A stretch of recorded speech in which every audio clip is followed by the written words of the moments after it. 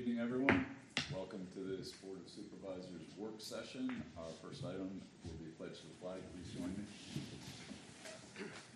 Pledge allegiance to the flag of the United States of America and to the republic for which it stands, one nation under God, indivisible, with liberty and justice for all.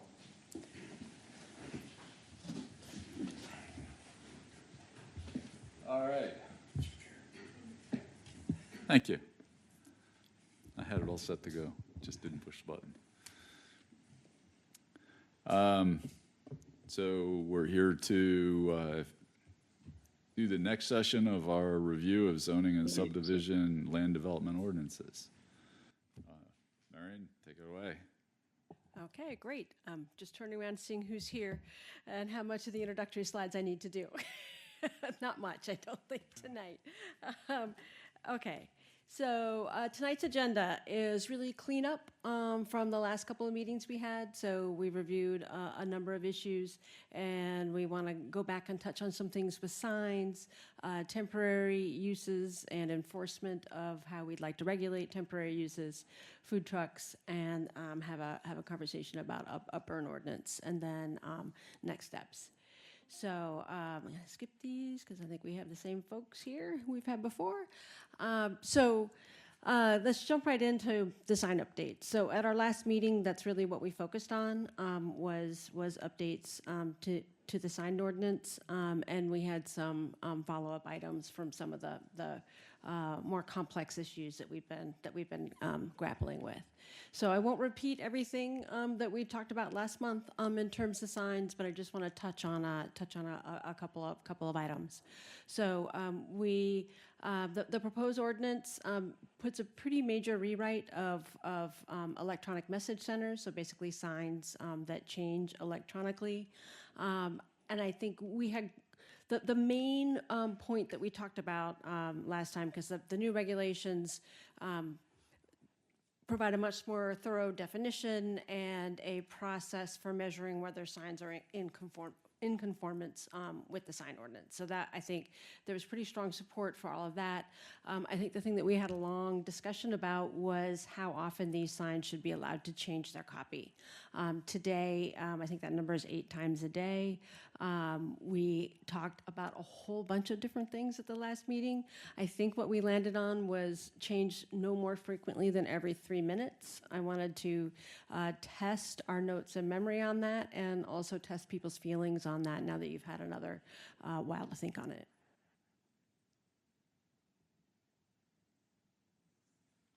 Sounds okay to me. All right, so if we do this and we don't like it, what do we do then? Then you change it, but I would say if you're worried that you're going to think that this is too lenient, I would go more strict now and change it to more lenient later. I think it'll be harder to go. I mean, 8 times a day is very, very strict. It's a big jump from 8 times a day to every 3 minutes. So if you feel more comfortable with something somewhere between there, I would, go for that. And then if you get a lot of pushback later and you're comfortable making a change later, you can always do that. You always have that option. Gentlemen, thoughts?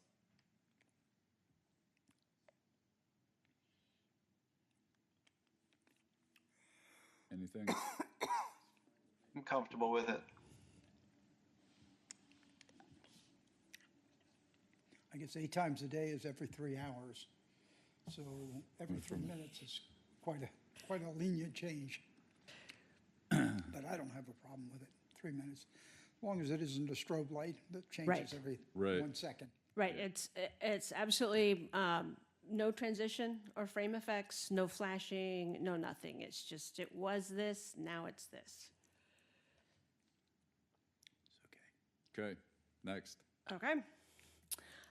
Gas canopy signs. This was something, we changed the definition of awning signs and canopy. Well, we deleted the definition for canopy, thinking that they sounded an awful lot like awnings, but realized that we do need some regulations for gas station canopy signs. So we added a specific definition for a gas canopy sign that, clearly says this is for a gas station. It limits the content to brand or any other elements of logo. Says that they can't extend beyond the face of the canopy, no more than one sign each canopy face. And our draft that we're presenting to you tonight says that the canopy signage needs to be included in the overall signage that the site is allowed to have already. So this isn't in addition to any other signs. This is a portion of the total square footage of signage that is allowed to them today. That's something that we could change, but that's how it's drafted right now. The gross surface area of the sign content is limited to not more than 50% of the canopy face. And this picture actually here is actually a good example of that. It's, the Rutter's name. Often, when you see a Rutter's, it's also got that yellow line as sort of a part of its logo. So this sign probably does include close to half of that canopy face if you're counting that yellow line as part of its logo, as part of the signage. So, and then other issues that we should consider are how we feel about illuminating them. Many of them are lit up at night. Whether the branding or striping, that Rutter's stripe that we just looked at, whether that's actually counted in the sign content or if that's just decoration. And then finally, I don't know how the township has been handling these to date, so I want to understand whether you want the allowable footage for canopy signs to be included in the total sign allowance, which is how we have it drafted today. So cannot extend beyond the face means you can't have letters with any depth to them? So like here where sheets couldn't hang down below, so the letters couldn't dangle from the sign. They need to be on the sign itself. But it would be okay if the letters were like 3 inches thick and it was Like stuck out beyond the side of the sign.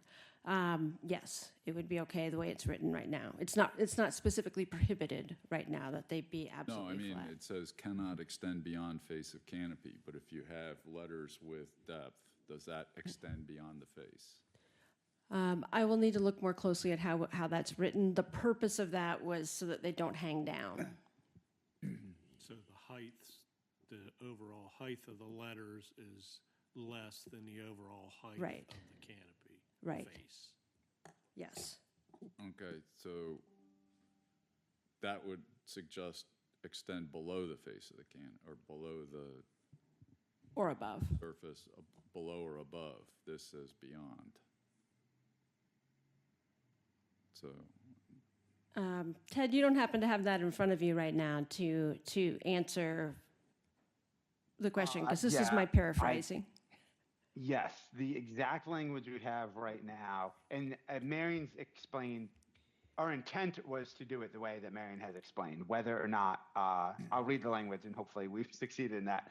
But the exact language right now is signs shall be attached to the face of the canopy and shall not extend beyond the edges of the canopy. So that would be the language that we are trying to summarize there, with the edge considered to be the top and the bottom. And we also talk about the signage being attached to the canopy, which I think further implies that it could be a three-dimensional sign, or a sign with depth to it, I suppose. Mr. Chairman, if you want my opinion, the yellow portion of that rudder sign should not be part of the sign. If you look at the sheets, it's all red with just the sheet's name.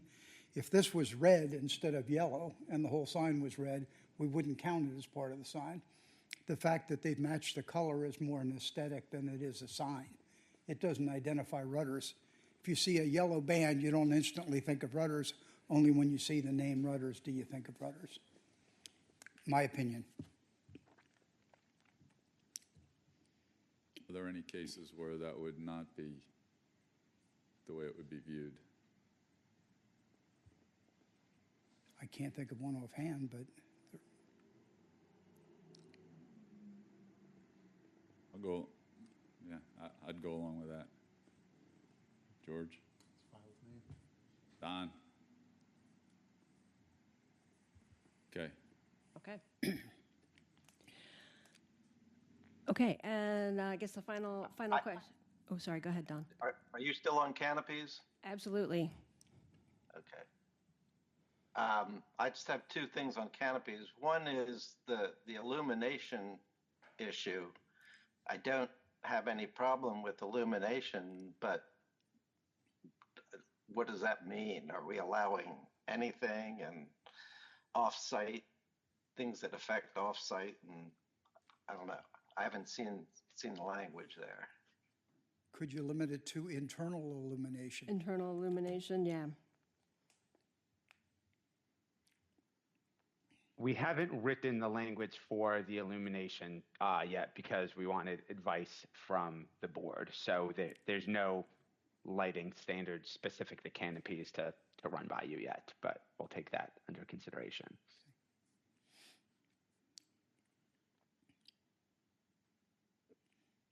So the other, I guess maybe I'm getting ahead of you, Marion, but you were you talked about the overall sign allotment and whether the canopy counted in towards that. It sounds to me like it should not, but that's just off the top of my head. So the logo on a canopy could be in addition to the total signage already allowed on site? Yeah, I think for these are kind of unique situations, and people need to see them from a distance.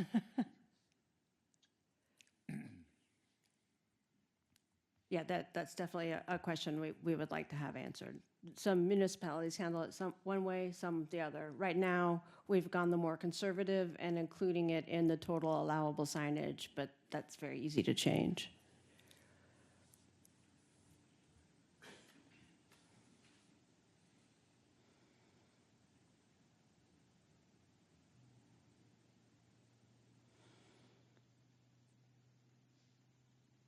To form an opinion, I would need to know what the total signage is, for instance, on the new sheets, and whether they're exceeding it by having a sign on their canopy. If that were the case, then I would be with Don and say, don't include it as part of the signage. But if they're still well under what their allowable signage is, then I would say it's fine to include it. And if they're allowed 50% of the surface area, they could put sheets all the way around the Yeah. thing and still have, I think we're going to go for a much Ridiculous. smaller number if the yellow stripe is not going to be included in the branding. It's like you kind of need, sorry, I keep trying to go on my own computer. You kind of need to allow up to 50% if you're going to count that yellow stripe as branding that's being measured in the sign. But if you're not counting that, then I think you can have a much smaller number. I mean, well, it needs to be something that can fit top to bottom, side to side. well, yeah, I mean, they're On not the gonna, canopy. they're gonna extend the sheets and mess the aspect ratio of the letters up. Yeah, But they could put multiple instances of it. and that's prohibited. It's one per side. Right now, the way it's written is one per side. Right. So, It is one per side. Then I don't really care. No, I think Okay. it's fine. okay, One logo per side? Is that? one Yep. one logo per side. So we are defining this as it's a branding thing only, and if they put their slogan or their price of gas up there, there's some guy Hot running dogs up there for sale or right. anything else. every day or whatever. Yeah, right now the draft limits content to brand and logo, and we could change that to just be logo. I was going to say, the Sam's does advertise their prices on the end of they have Sam's in the middle of the canopy, and then they have the prices on the end for regular and high test. So they already do it. I don't know if they would be, Yeah, when did that happen anyway? Because I thought they weren't originally allowed to put I don't know. gas prices up on Wasn't here. on signs. That was part of the stipulation when they went in there.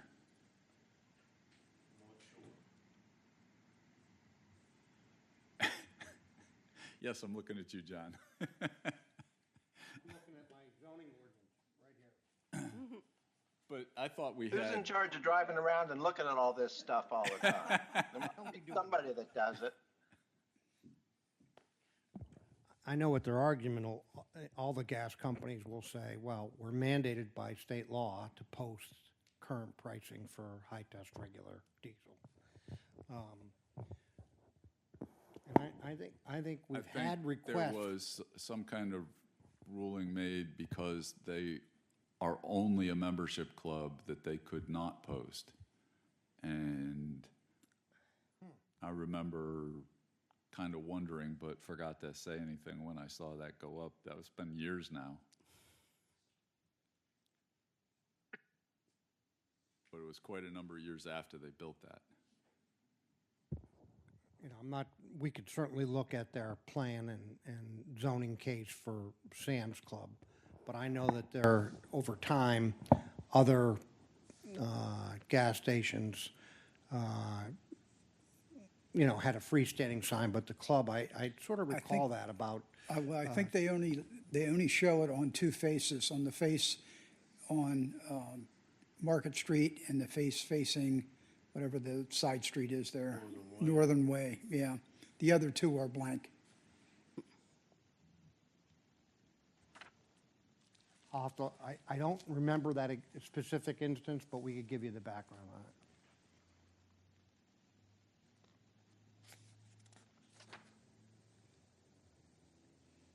If we keep it to logo or branding, that means you don't put pricing or sales or anything else up there. It's just a logo and branding, which is typically what you see. I think that seems like a reasonable limitation. Yep.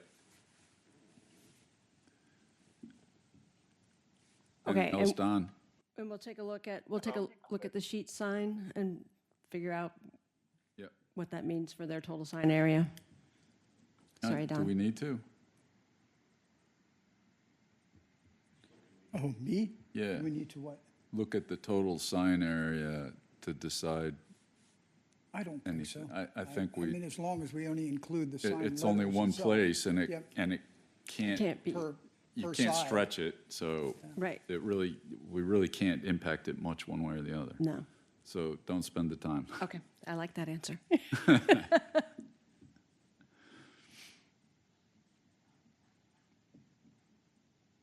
I don't know how relevant it is, but Sheets usually uses a pylon sign at the corner of their properties that lists the pricing. Therefore, they don't need to show it on the canopy. Sam's on the other side, on the other hand, does not have a pylon sign, so I don't know where else they would advertise it that the public could see it easily before they pulled up to the pump.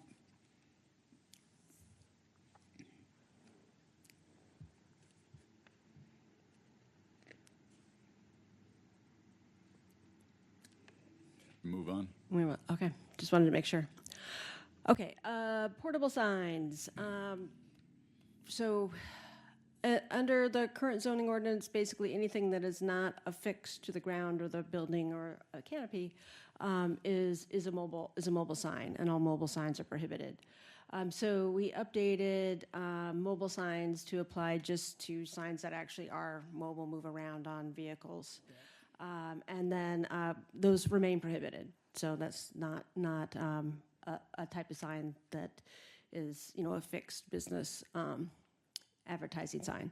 So, but we did create a new definition called portable signs for those that are carried in to a building every night. So for on-site usage. So right now they're included under the exempt signage, provided that they meet, criteria for size and location, including you got to be able to walk around it. The sidewalk still needs to be ADA accessible, all of that, and that the sign be brought in to the business every night when it's closed. So it would allow sandwich boards like this. It would allow, if you didn't have room for a sandwich board, like a sign on a stand that just has a small round base, weighted round base, and signage on top that you might have your menu on or whatever your special that day is if you're a restaurant.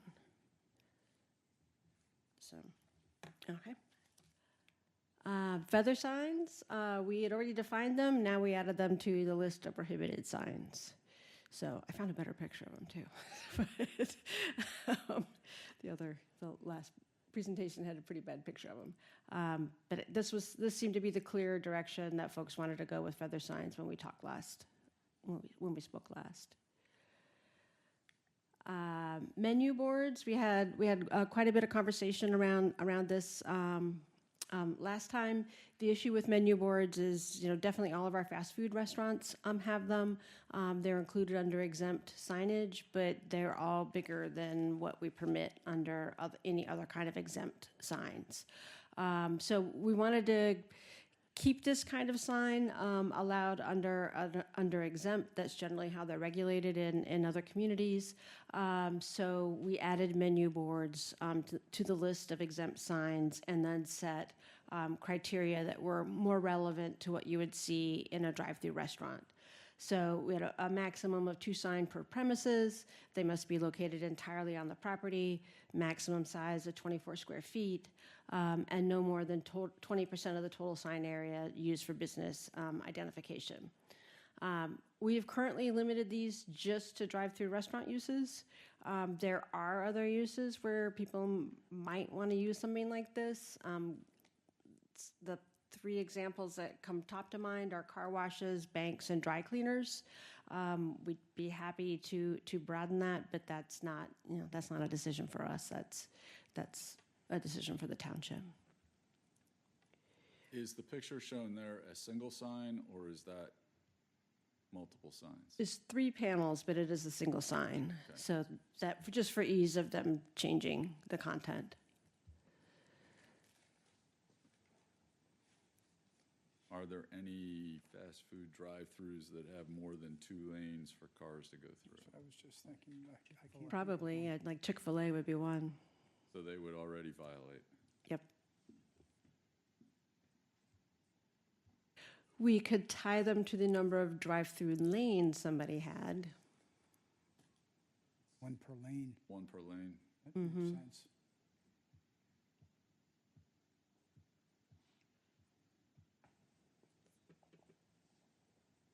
Don't know if a lot of them already do sort of 2 per lane, kind of a one warm up while you're waiting before you talk to somebody, and Oh, then yeah, another you're one right. for actual Yeah. ordering.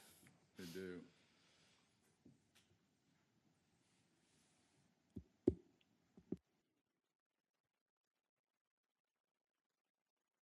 All right, I think we have to figure out what problem we're trying to solve and whether this is going to make it worse. Right. Because, yeah, I think there are a lot of double lane ones that have actually 2 signs per lane. Yeah, we have a lot of these And a signs out half there signs already. per They're lane. just not permitted under our current ordinance, or they're permitted, you have to go through a sign permit and have it be a part of your business identification signage.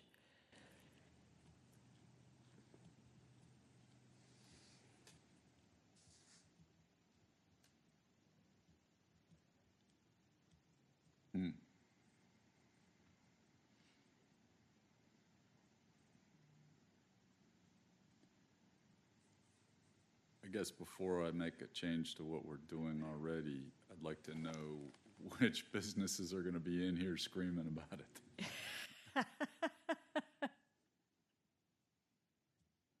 And if there's even a problem that anybody's identified with it. Right. So I assume that a lot of them out there are already out of compliance. Or have they gotten Relief. relief? Really?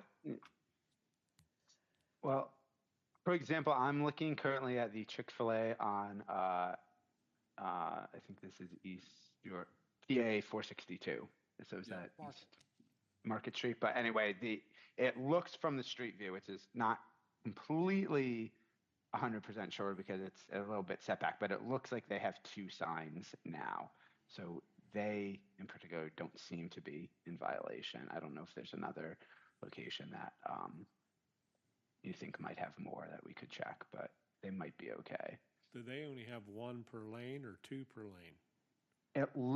what it looks to me is they have one lane. It's like one double stacked lane. It's a little bit hard to tell.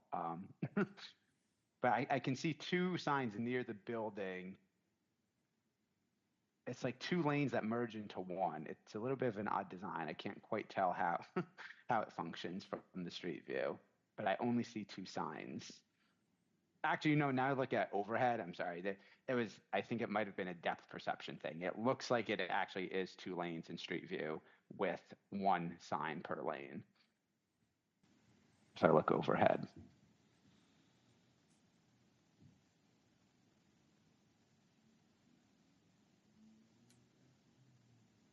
And the ordinance is currently one sign per lane or one sign per?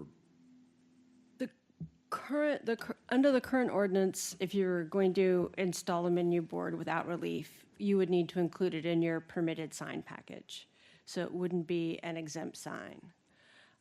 They're listed as an example of something that's exempt in the current ordinance, but no menu boards are small enough to meet the requirements of our maximum sign size for exempt signs.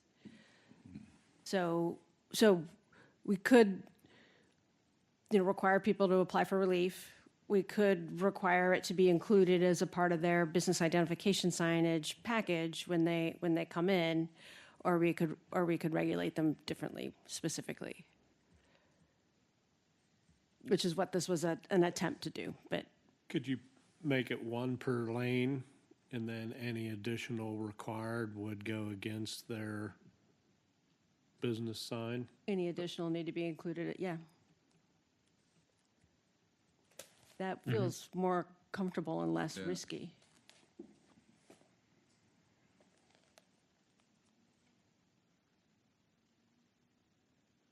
I don't remember where it was, but I'm pretty sure that I saw one that actually had 3 lanes going through, and they had people running back and forth, helping people with orders, and it was chaos.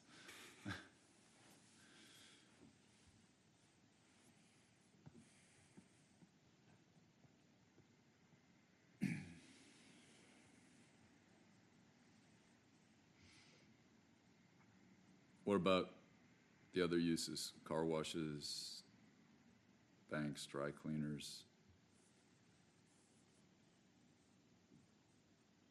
So our current operating car wash, as far as the former Cloister, they used to have the sign up above that said what Packages they have? offer, but I don't think they do anymore. But we have 2 car washes soon to be in operation, but I don't know if they are gonna have menu boards or not.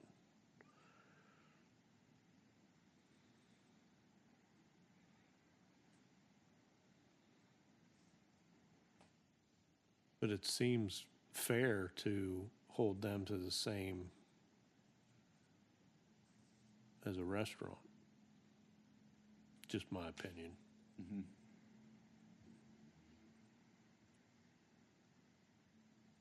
Basically the same use case.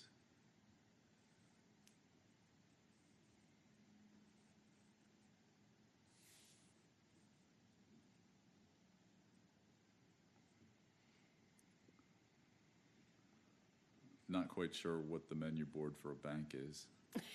Yeah, I don't remember seeing anything at a bank. Here are the denominations we carry today. Yeah, I suppose we don't really have drive-through home mortgages or anything like that, so. Yeah. And dry cleaners.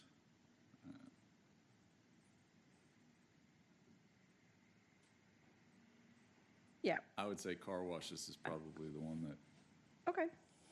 would jump out at me. Yeah.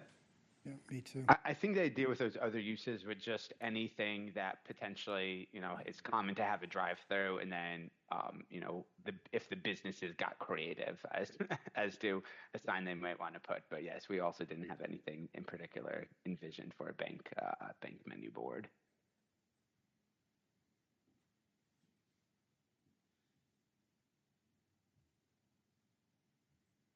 All right, right, next. Okay. Okay, temporary uses. So we actually did quite a bit of research and quite a bit of work on this one, and sort of came back to where the ordinance is today. So let me tell you that story. So earlier drafts of proposed changes to the zoning ordinance included ways to expand the range of permitted temporary uses. And then as we started discussing that more, there were a lot of concerns that this approach was going to create some new problems for us. So we went back and we looked at what some other municipalities are doing in terms of regulating temporary uses more thoroughly. And that is really tied to permitting. And we found several municipalities, probably the best example was Reading, PA, that had a very arduous permitting process for all different kinds of temporary events, whether you were a business, having a thank you event to your employees or holding a parade. What we found with that was that the permitting process was going to be a lot of work for the township, and that the main issue we seem to be having with temporary uses and temporary events at commercial properties are people who aren't bothering to get a permit, period. So it seemed like we were making a lot of extra work for ourselves as a municipality and for people who kind of want to do the right thing by making the permitting process a lot more arduous. So that was sort of behind our thinking of let's keep being as strict as the township is being on temporary events. We have some ideas of how we could alter enforcement that some of our neighbors are doing that could get us a quicker turnaround on somebody who's doing something we don't want them to be doing. And then we also added language to the permitting requirements that mandates that you show that you have adequate parking and ingress and egress, and that you can show there won't be adverse impacts on traffic circulation around the area. And then we've exempted governmental agencies from attaining temporary use permits. So like Food Truck Fridays wouldn't need a permit. So since that's a community benefit kind of a service. So that's the overall approach. I can talk a little bit more about the enforcement, but I wanna stop there. I wanna pause there and address any questions about the overall approach. I'm fine with that. Yeah, I just think I we think have to strengthen enforcement. Enforcement's what's, Strengthening enforcement is Yep. more important than, Okay. yeah. Okay. So that's where we went. So right now our ordinance gives, if somebody's in violation, they have 5 days to come into compliance. Well, with a lot of these temporary events, they're 1 or 2 days long. By the time they need to come into compliance, the event is over. I think it was York Township that we were talking about last time that seemed to be having better luck enforcing some things. Their requirements allow the enforcing officer to judge on the basis of what's happening, what the compliance period would be. So it can be immediate, it could be 5 days, it could be, it could be within parameters. It could be much tighter if you wanted it to be. So allowing that kind of immediacy to, okay, you're out of compliance right now, you don't have 5 days to come into compliance with this.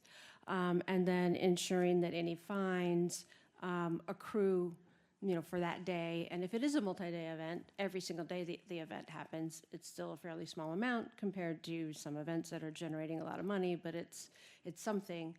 And then we also had been talking to the solicitor about, the idea of tying lack of compliance to the certificate of occupancy for our property, because we know that there's nothing we can do monetarily that is really going to be a huge threat. What happens if certificate of occupancy is pulled? Then what does the enforcement look like then? I believe that Have would to be close the a business? building code official would, I guess, in effect, shut them down. And if they don't shut down, what do you do? I don't know. I mean, send police up there and haul everybody that's there off to jail? I would have to look into what, I want to know what the reasonable response to that would be. and I think where the solicitor's coming at with that comment is for habitual offenders that basically are telling the township repeatedly, just continue holding event after event after event. I believe that's where the solicitor's coming from on those types of violations.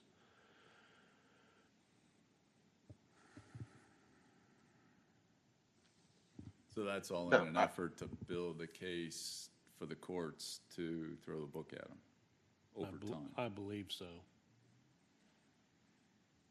I think that's where we've tried to land with Uters and haven't really gotten the results that we would like from the courts even to date, but I think that's what it's attempting to do, because he's given the township a middle finger for years prior to me being here, but my whole tenure here, that's all he's done, because the fine or anything that's been judgment that he's had to incur has been minimal enough that he's going to do what he's going to do, because he's making a bunch of money, and the $500, $1,000, whatever it turns out to be, that's just nickels and dimes. The only other case I could think about was CK Spas, and I forget what violation. I mean, they had an illegal massage parlor, right? And our ordinance stated that you had to have a licensed massage therapist for every patient that was there. They didn't have that. And I remember the building got posted, and I forget how they got around that, but there was a habitual offender that was violating the rules, and I mean, that was one case where we were able to post it, but it takes a while to catch up with them. In my opinion, the concern that I would have with making it subjective and up to the enforcement officer is you get in front of a judge and the judge is going to say, wait a minute, you're telling me you could make it 24 hours or 5 days and it's up to you to decide which one? I would prefer to make it 24 hours, and then if you decide that it's not a horrendous thing, you just don't go after them after 24 hours. But 1 day certainly is better than 5 days, Okay. in my opinion. Good point. Yeah, I agree with Bob. I think we really need to get our solicitor involved in putting teeth into some of this stuff. Because if he's recommending pulling a certificate of occupancy, then we need to know what that means and how do we actually do that, and without looking as weak and ineffective as we currently are. Well said.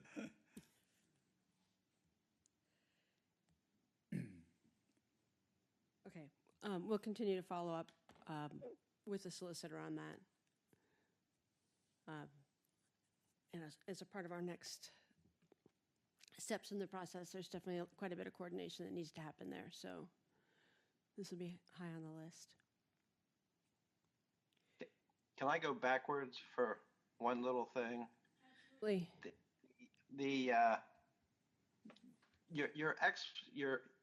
I agree with you about, the difference between the Reading idea of temporary events and where we are now. And I think in one of the documents you gave us,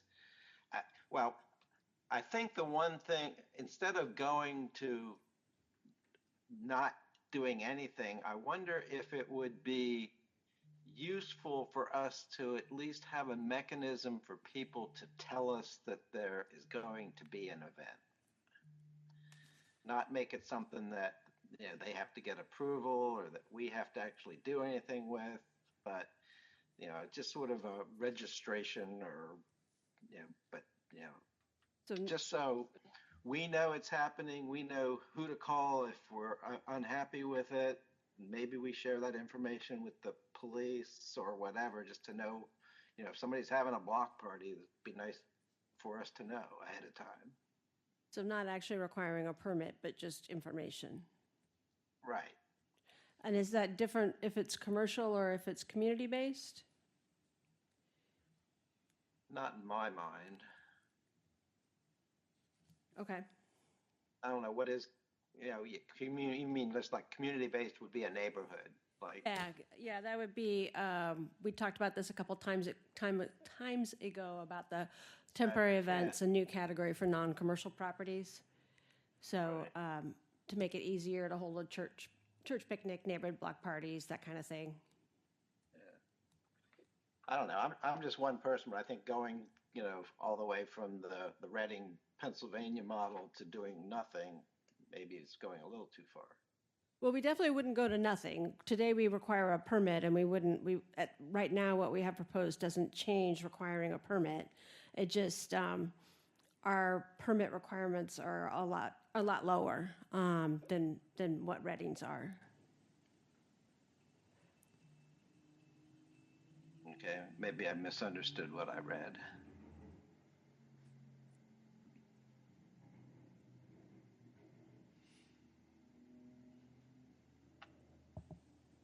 Or we may not have written it clearly enough. So currently, I'm sure and you it has took more been this time. way, Go ahead. that for block parties, for example, there's a permit that's filled out. It goes to the police department vets everything, sends it to me for my review, and then if I agree, then I approve it, sign the permit, give it back to them, and that whole thing. And Is then, there a fee for that? I'm not sure, but if there is, it's nominal. And then for block parties specifically, then they have to coordinate with Public Works to get road barricades to put up if they want to close their block down. So, and there's a few each year, I think two, that I can think of that happen each year. Does the current system work pretty well? I haven't heard otherwise. Well, you would have. Guess that's my criteria. If no one's complained Yeah, about if no the one's system, complaining. then it's probably an okay system.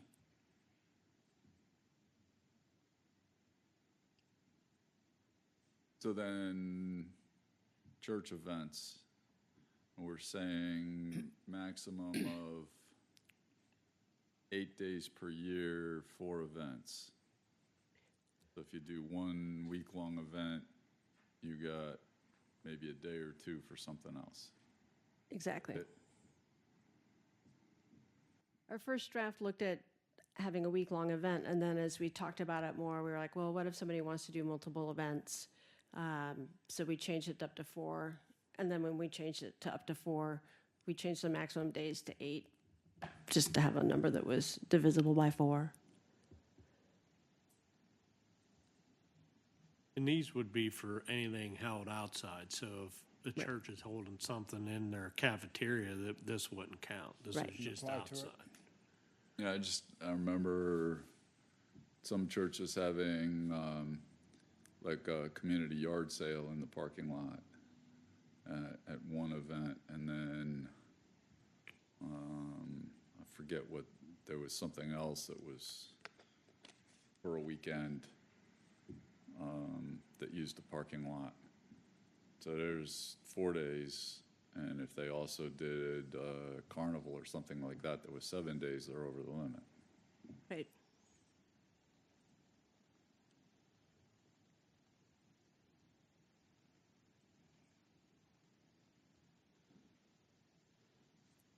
And the numbers can be adjusted to be what works for the community.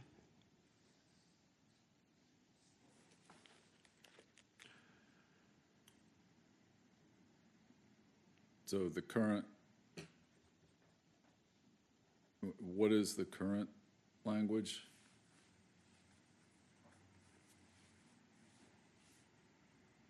Currently, at least in zoning, we're not addressing these uses, these temporary events. And if we have someplace else we're addressing them, maybe we don't need to. So this is non-commercial properties, so churches, block parties, things like that. Are we running into issues with them now? Not issues with them per se, no. The ones holding the events. It has been asked before, well, how can so-and-so do this and I'm not allowed to do this at my business, kind of a thing.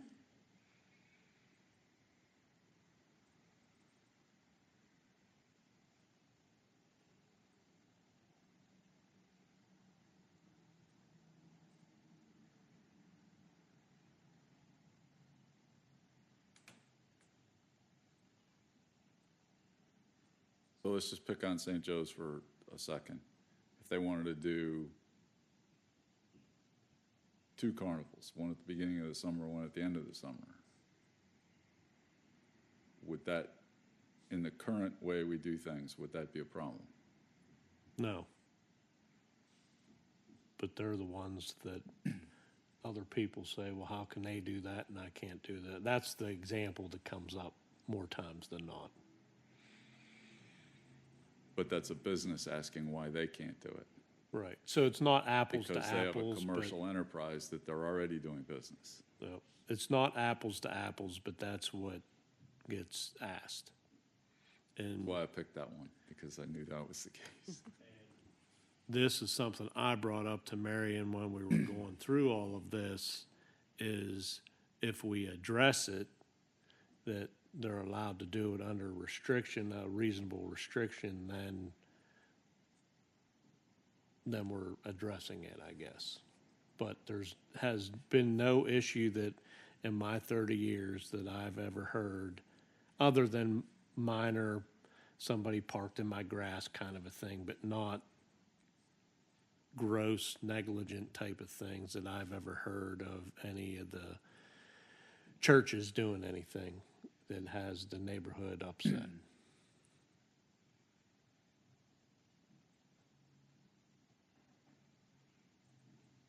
'Cause I don't know what they currently do, but I know that they've held book fairs and they've held garage sales type things, community garage sales at other times during the year, which is out in the parking lot. And they do the same thing they do now. They have a huge field to park in and have plenty of volunteers. So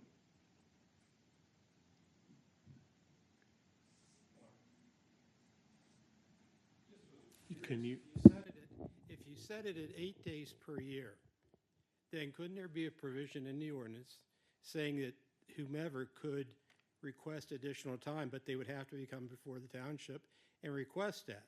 That way, if they're a nuisance, you can say, nope, we're not going to do it. But on the other hand, I got a big enough voice, you guys can hear me.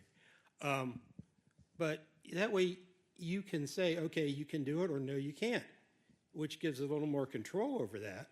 And for example, like St. Joe's example, if they want to do 2 a year, you know they're grandfathered in, essentially, that's not a problem.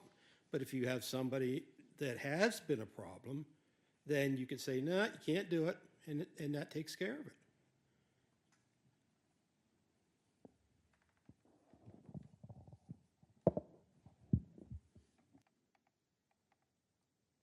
thoughts on that?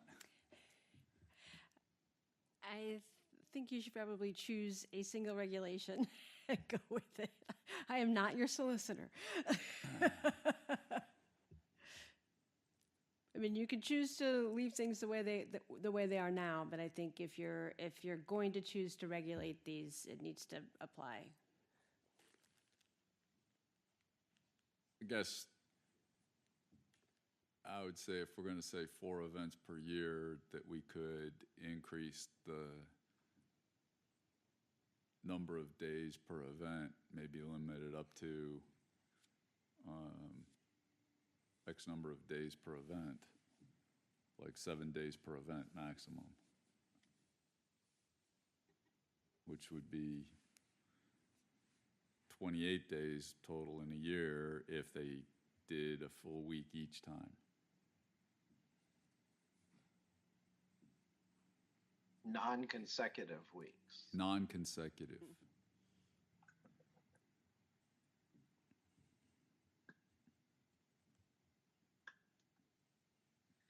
This is awesome power we wield.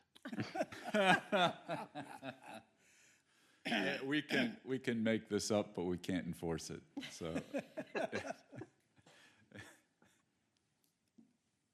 Yeah, I think the other part of this conversation that we talked about earlier that I'm not sure we touched upon tonight is that it wasn't so much of the churches like St. Joe's being a problem. It was that it wasn't clear how if there's other churches that it wasn't clear that what they were doing is actually permitted, because the temporary use, talks about anything that's not regularly sold on the site can't be used or can't be sold at all without the permitting. And we wanted to make it easier for other neighborhoods and churches to have carnivals, block parties, but without making it easier for businesses to sell unrelated goods as well. So that is where the origin of the split temporary events versus temporary uses came from.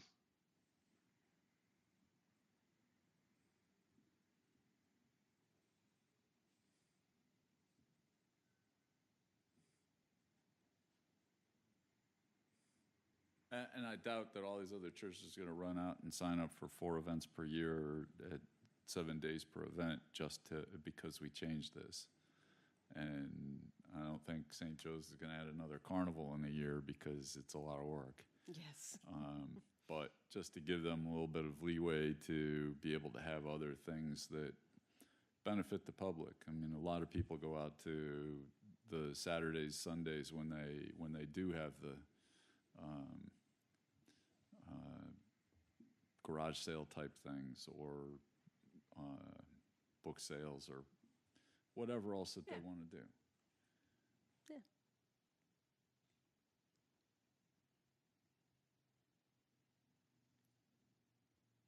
Okay, we will revise that. Anything more on this?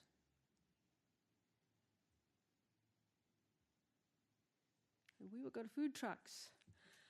So when we met last month, it was clear that the township was looking to have some more flexibility on how food trucks were managed, and not just as a temporary use and not just as a special exception use in industrial districts, but actually, encouraging this kind of business that people really like and can add vibrancy and to a place more, just more as a regular business than it's just something that's temporary. So our proposed changes to the food trucks would allow up to 2 trucks per parcel by right in a non-residential district. So anything that's, your mixed use, your neighborhood commercial, your commercial, and all of your industrial districts, you could have up to 2 trucks in those districts. If you wanted to have more than 2 trucks on a site, then that would need to be regulated under the temporary use permit, and being clear that they cannot be operated on public streets or sidewalks. So if I'm running a mini mall that has 5 parcels, 6 parcels, I could have up to 12 trucks there if each one of them wants to sponsor 2 trucks. If it's divided into 6 parcels, yes. It's like, So if it's owned by one person and there are 6 tenants, that is 1 parcel. it's under a single ownership and is 1 parcel. But say the mall But at across the the street, mall which is where at least things 3 are broken parcels. up, you could have 6 trucks there. Yeah.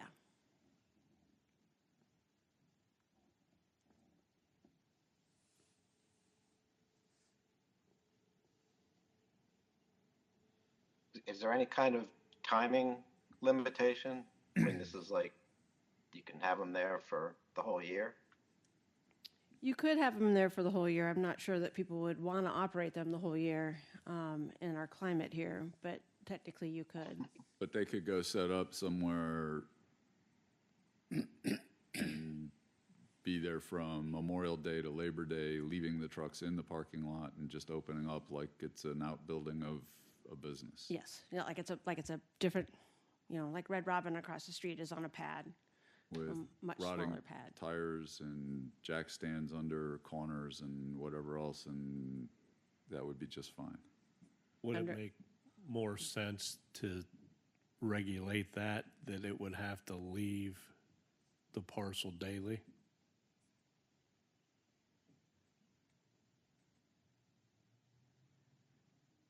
Yeah, that Food would- Truck Fridays don't stay there all week until the next time they open up. No, they're there from whenever they come to set up and gone by 3 in the afternoon.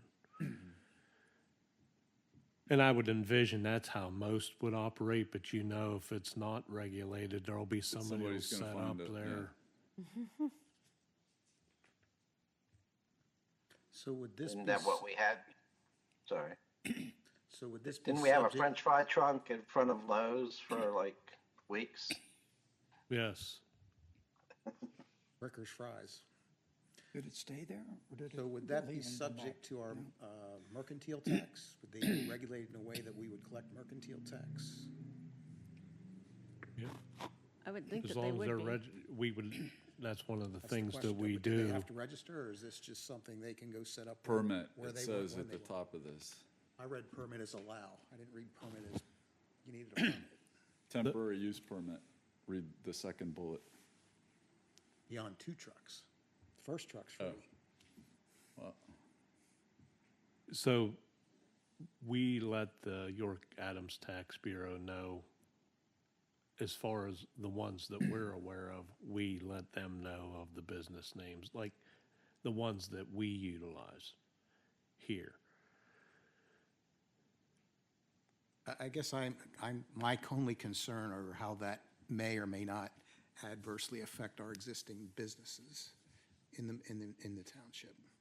I mean, if you've got a hamburger restaurant serving French fries and Bricker sets up on the property next door, how does that affect your business? And is that something we're trying to encourage? and is this with the invite of the parcel owner? Yeah, it Or would need to can be. I just show up at somebody's business and, like, the guy that pulled up in the furniture store parking lot and was selling hamburgers and hot dogs every Saturday and Sunday for a while? I mean, he didn't have any arrangement with the store, he just showed up in the parking lot and was selling. Right. It's something we could add, instead of by right, should it be by permit? And then the property owner has to file for the permit. I like that. I don't see why we'd give permits by right for any business that wants to set up a food truck. Yeah, they're a business like everybody else. If they want to go to a place, they have to have permission to be there. Yeah, and that's through the owner, and the owner or the owner's representative, a lot of times they have management firms that run the operation. Someone like that would have to file for the permit. Or there could be somebody in the particular store that has the ability to do that for, on behalf of the store. But it's not the food truck It itself. would be the food truck. Yeah, Prohibited on public right-of-way. Can you have Was on? yes. that bullet, the last bullet says no Not on operation public on streets truck, or sidewalks. streets or sidewalks. All I was worried about. One other question I have, Marion, does this address if, in residential areas, if a property would want to have one for a birthday party or something like that, does it allow it for that or still prohibited for that? I think that would be regulated under temporary events and temporary use, not as Okay, this. so it still would be allowed, but it's Yeah. a different avenue to get there. Different avenue to get there. for. That would be a property owner that they would not be selling to the public. They would be, I mean, if they show up for a birthday party, they're giving out ice cream to the kids that are at the Right. birthday party. Yeah, but if they showed up at, say, a carnival, they might be selling food. A church-hosted carnival might have, an ice cream truck or something like that selling food.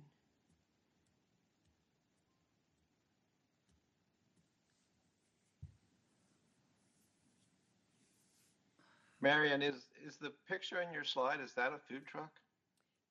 Yeah, well, it's a food trailer, I guess. I don't think that travels Doesn't under get its there own by power. itself.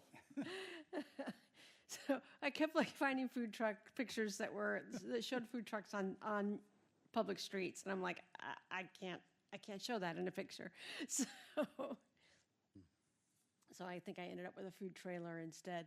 But one thing, as we're discussing, we could allow food trucks as an accessory use in commercial districts. So it would be clearer that the property owner needed to apply for them. And we could set some regulations around that. Because they're not a primary use in this case.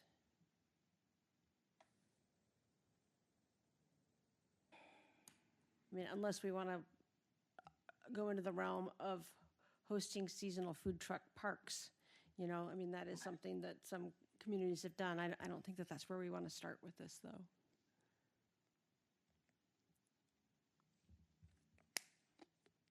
So what happens if a business wants to have a customer appreciation day and give away ice cream from a food truck? That goes their back to parking lot? your temporary uses. So they need to file a permit and do that.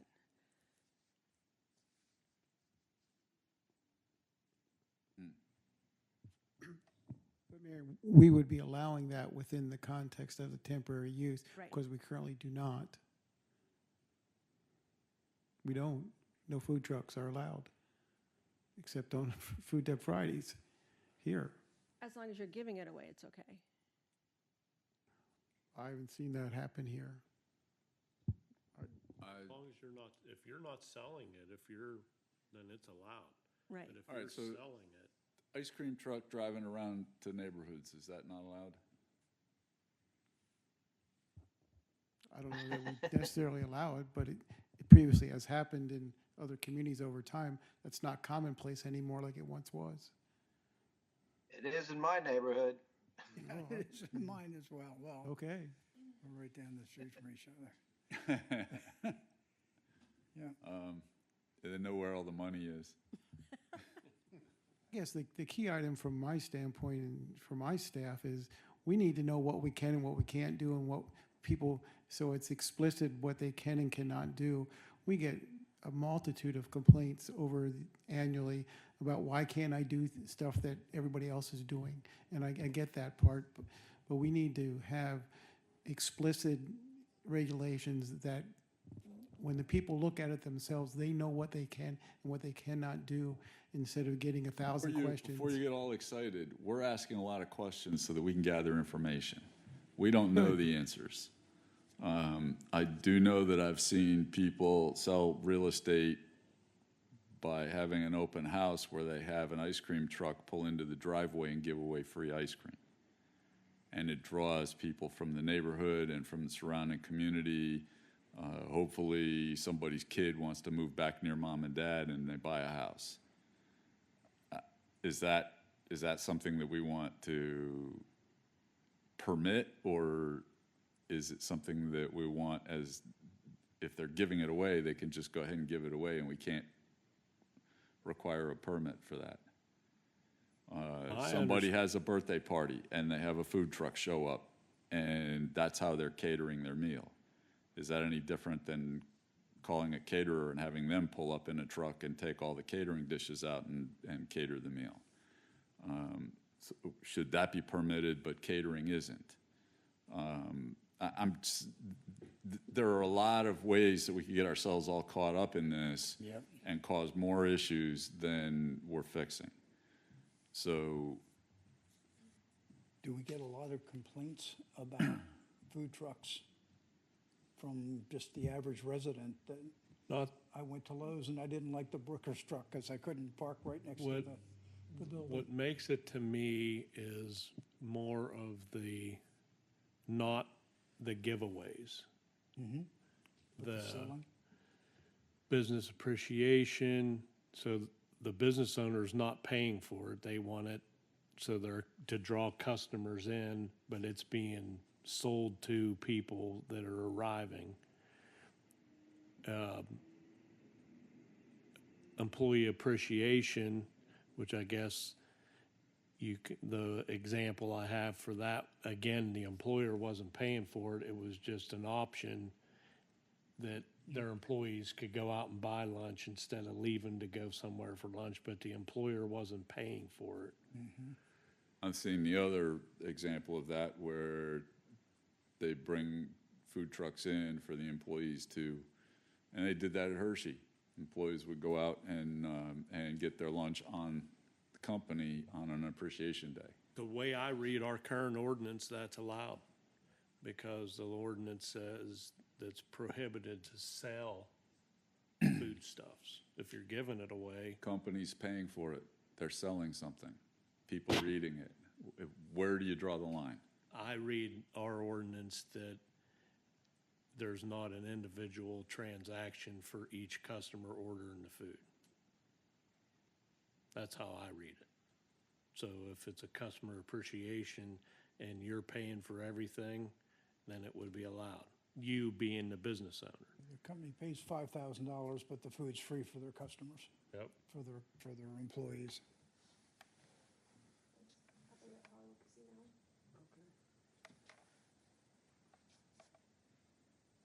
I guess on this issue, I'd be in favor of less restrictive than more restrictive, because I think we're just gonna go round and round and round about how do we want to do this and how do we want to do that. I like the permit because then we know what's going on, we know when it's gonna happen. So Other than a permit, permits,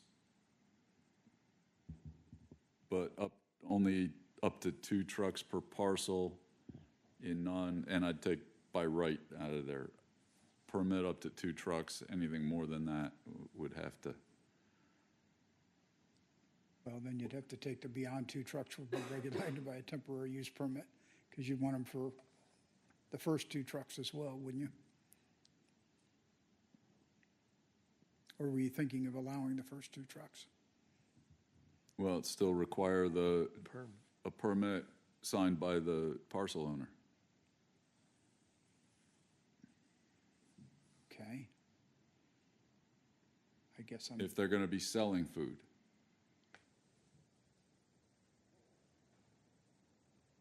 And this is in a residential, or not, a non-residential non-residential areas, district. right.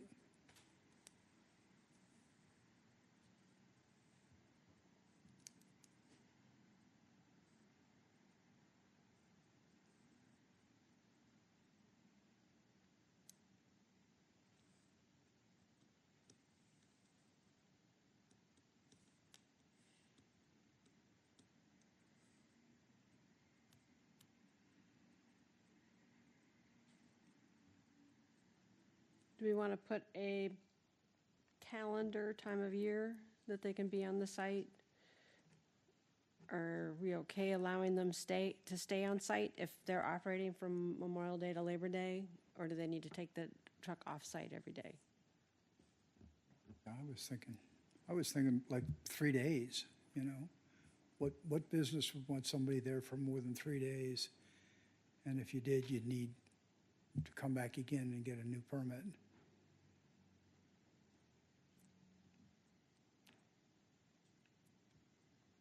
You're being strangely quiet, George. Well, I would just say generally, I'm not in favor of expanding and having a lot of food trucks sitting around Springettsbury Township in general. I like what's been suggested here, that if we're going to do it, limit the number of days. I can certainly see 3 days being reasonable. But to have someone there Labor Day, Memorial Day to Labor Day, or the entire winter selling hot chocolate, I don't know where the demand's coming from for that. I don't see it, Right. but, you know. Well, and I heard your point, George, on how does that affect an adjacent business that's selling the same product? And it's not fair. Yeah, I don't want to end up with empty storefronts because a food But truck for- doesn't have the overhead. Right, but for 3 days, I think they could tolerate it. Exactly. Okay. Three days, how often? Monthly, weekly, 4 times per year? 4 times per year, yeah.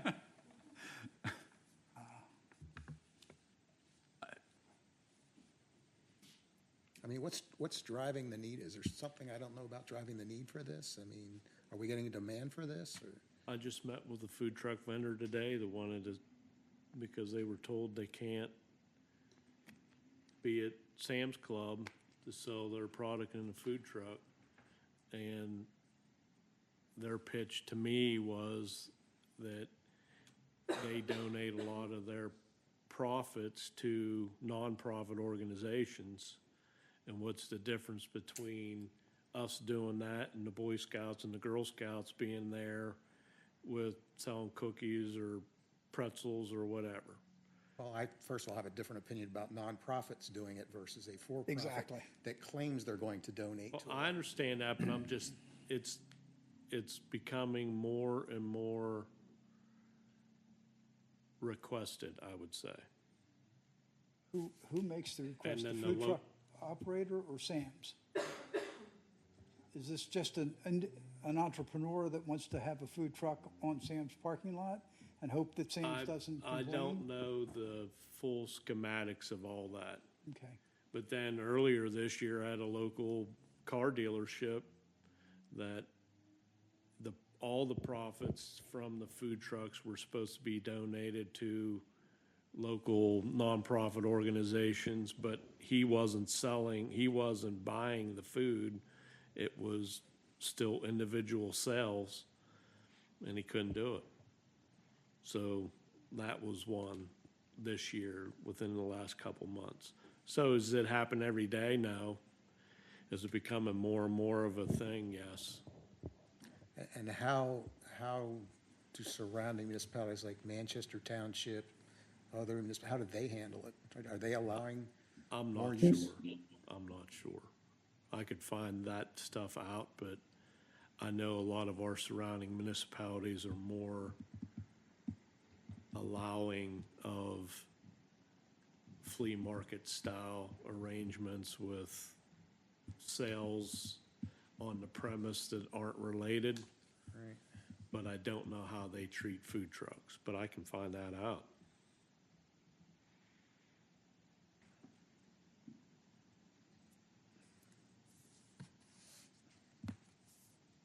The community development department heard from both food truck entrepreneurs and from businesses, so that's occurred over time.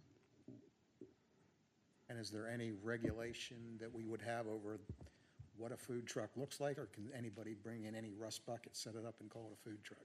We currently don't have anything, and I guess you could create some sort of regulatory for that, but we haven't. Obviously, the ones that go down here, Food Truck Friday, are reputable businesses and don't look like what you're describing. But I surmise you could certainly ask them to have something that looks good, whatever that is determined to be.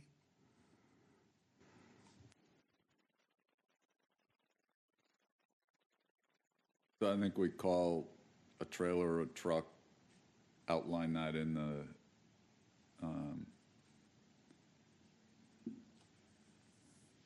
the regulation or policy or whatever. I think that the truck has to be permitted by the owner of the parcel. I like Bob's thought of maximum 3 days at a shot. Yep. And no more than a certain number of times a year. Pick a number. Okay.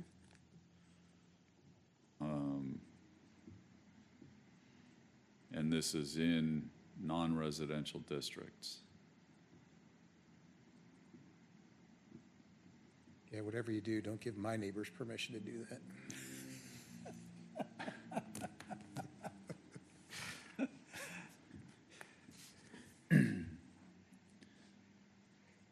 But then that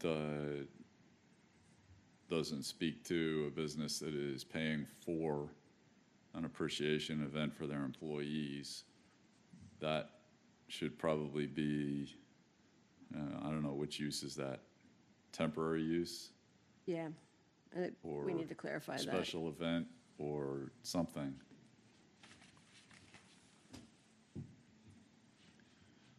And I don't know that there should be any regulation for somebody calling up an ice cream truck and saying, I have a birthday party, come over here and provide ice cream for all the kids and send me the bill when you're done. That's gonna be a once and done for an afternoon. Yeah. Okay. Sounds good to me. All right, next. Okay. I think that's the last hard one, but sometimes those are Boy, famous last words. these are real first world issues, aren't they? So you always get to this point, like you spend a humongous portion of your time on 1% of the issues with zoning. Okay, so this is not zoning. This is the burn ordinance, and this is one that we started working on because the township website says what you can and can't do in terms of burning things, but we don't actually have any regulations. So that's where this started. We started with what ended up being a fairly complicated and difficult to enforce state model for what you do, and worked with the township manager on a more streamlined approach that Windsor Township is using. So it's just clearer. It's not as hard to. It's not as difficult to enforce, but basically attempts to do the same thing that the more complicated version was doing. So making sure people could still barbecue, firefighting instruction, agricultural burning, not as big a deal for us here as it is in Windsor, but still something that's needed. Fire hazard, and then like having a bonfire, recreational uses, having a bonfire for a high school event or something like that. So being clear that, what you can burn and just being clear what you can burn. You can burn charcoal or seasoned wood. So don't be throwing in painted boards. Don't be throwing in, that treated wood. All those kinds of products. And then talking about how close you can be to buildings and property lines. And this is a lot of bullets, so I went to a second page. Civil penalties, and we're not recommending this for the zoning ordinance. This would be a separate piece in the code of ordinances. So in Springettsbury Township, what would be considered agricultural burning? So if it would need to be a farm property, and so you were burning, the leftovers of a crop after it had been mowed. So your property has to be zoned agriculture. Your property needs to be an agricultural use. I think in this example, we say 25 acres or more. Yeah. And then. And there's only a few of those. There's only a few of those, and then open burning was at least 100 feet from any property line and at least 100 feet from any buildings. What about the solo stoves and things like that? That's confined burning, and the only restriction other than you can't burn rubbish and pressure treated wood and stuff like that, the only regulation with that was confined burning has to be at least 10 feet from a neighboring property line.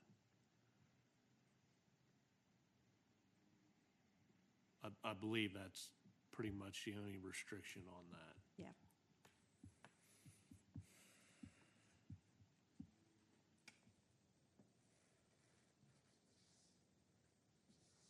and grills, gas grills, wood-fired grills, the charcoal grills, they're exempt from it altogether.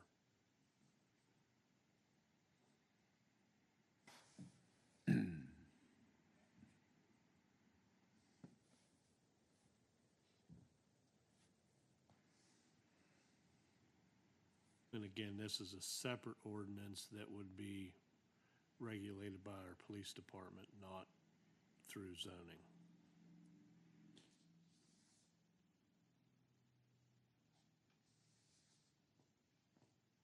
Thoughts? There's just one thing, I don't have a problem with any of this. There's one thing that I'm not sure about. Manager talked about, I see the definition of confined burning, but I don't see where we actually allow it, like a fire pit. I think it's further down. No, I only read the first 3 paragraphs of everything. Ted, do you have that in front of you by any chance? Yeah, so I think what, because I'm trying to I make think sure it I'm might saying be this right, section is 4B, confined burning. One fire that is confined or contained in a non-combustible receptacle that is limited to an area of 4 feet or less in diameter and 4 feet or less in height. I think that would cover a fire pit. But I think what Dawn's saying Oh. is that's a definition, but we're not saying That it's It's allowed. allowable.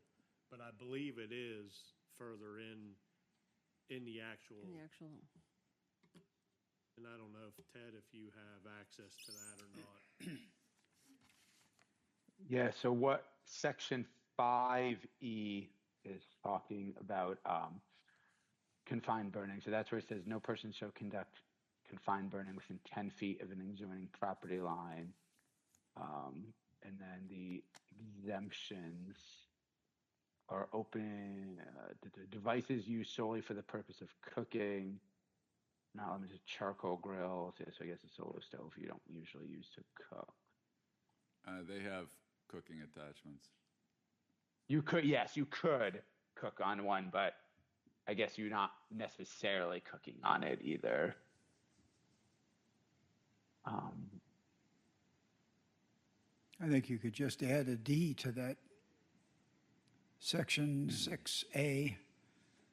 I don't know why it's section 6A, ABC, but a small d, say fire pits. What you're reading is the summary.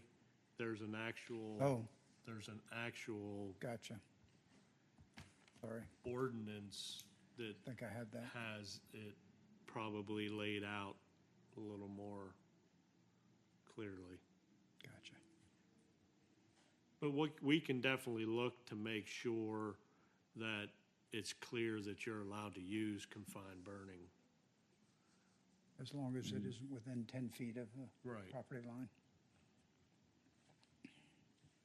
But we're not requiring the 100 feet that it requires some other places. Yes, for open burning, we were trying to limit someone in a quarter-acre lot with a neighbor having a bonfire in the backyard. Yeah, great. Okay. Yeah, I'm sure you can fix that one. Or maybe it's already fixed.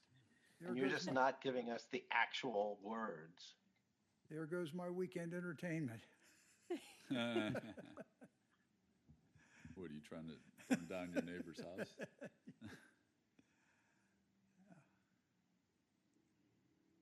okay, so that's the last of what we had that we've prepared already. I know Rachel had asked a question at the end of last week about another topic. I don't know if you want to mention that. So I asked Marion about just updating the property maintenance code, because right now we have the 2009 property maintenance code, and I just wanted to see if we could update it to the 2021, which is what we currently have adopted for the building code and everything else, so that we can just bring it up to date and just do it all at once with the whole ordinance adoption.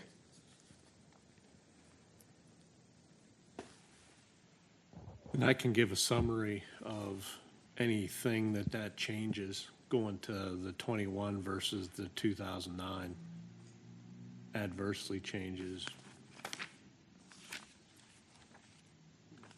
So the board knows before they say yes. Good idea.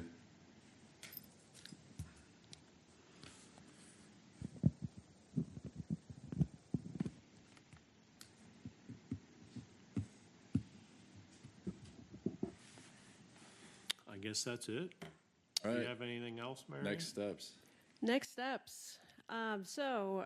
This should have been our third and final board workshop. I think there's still some issues that you're going to want to review, and we'll have to figure out a different way of making sure we get the feedback that we get and understand the feedback that you're providing before we prepare a final draft ordinance for distribution to the county and the adjacent municipalities and the school districts and all of that as a part of the review process.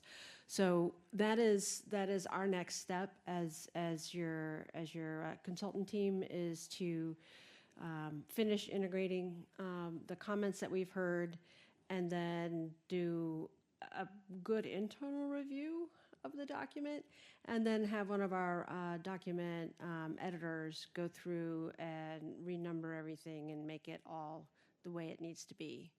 And then I need to sit down with some uninterrupted time and make sure that everything is really, that we've been talking about is really there.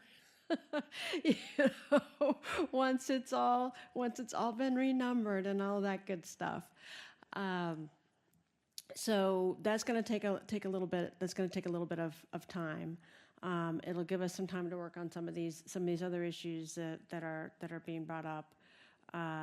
But we want to make sure that the draft that we get to you for that 45-day review process and your consideration at a public hearing and all of that is accurate. So that's our process. I think it's probably going to take us a couple of months from now to get you all of that. I think it's going to take a couple of weeks alone just for the editor to go in and get everything all perfect that way. So just trying to lay out some. I should give you the name timing. of my editor. Might be faster. I'm sorry. I should give you the name of my editor. It might be They're faster. Okay. Yeah, his name's Claude, by the way. Nice. So.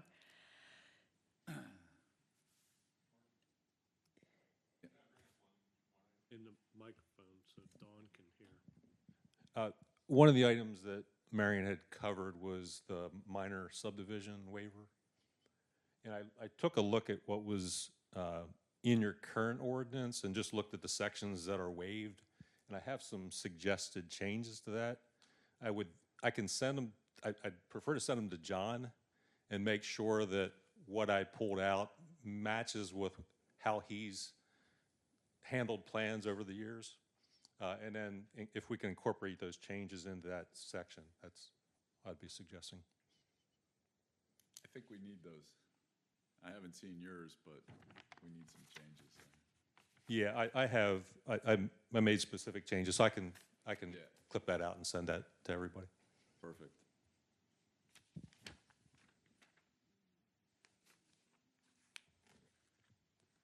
All right, I think we're up for public comment now. So you already said your piece. If there's anybody else that would like to address the board, if there's anybody on Zoom that wants to, I don't see any attendees at all.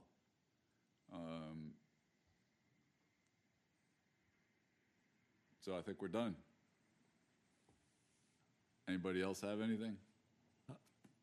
Meeting adjourned. Thanks, everyone.